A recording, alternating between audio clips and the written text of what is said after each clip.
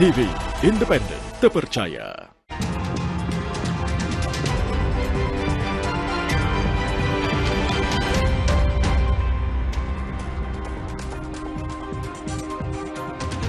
Terima kasih Anda masih bersama kami di Kompas Pagi. Saudara Presiden Joko Widodo dipastikan akan hadir dalam pelantikan Presiden dan Wakil Presiden terpilih di DPR pada 20 Oktober mendatang.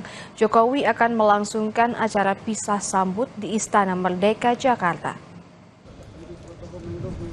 Hal tersebut dikonfirmasi Menteri Sekretaris Negara Pratikno yang memastikan Presiden Joko Widodo akan menghadiri pelantikan Presiden dan Wakil Presiden terpilih di DPR yang dilanjutkan dengan pisah sambut di Istana Merdeka, Jakarta. Usai acara, Presiden Joko Widodo akan kembali pulang ke Solo dengan telah disiapkan pesawat termasuk kemungkinan menggunakan pesawat komersial.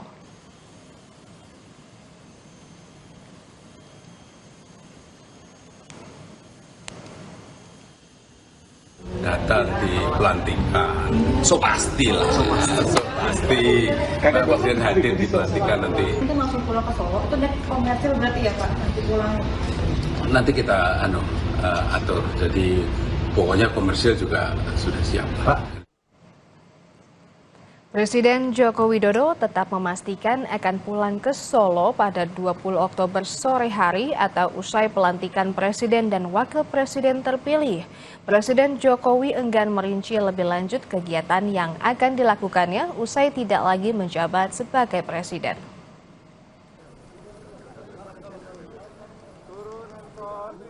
Waktu itu Bapak langsung pulang ke Solo atau bagaimana Pak? Tanggal 20 Oktober sore saya pulang ke Solo. Bapak akan menemani Bapak Prabowo nggak Pak di DPR? Setelah pensiun sampai lagi menjabat, Bapak akan aktivitasnya ngapain Pak? Ada kegiatan khusus yang akan Pulang ke Solo dulu. Liburan Pulang ke Solo dulu. Terima kasih Bapak. Tidur.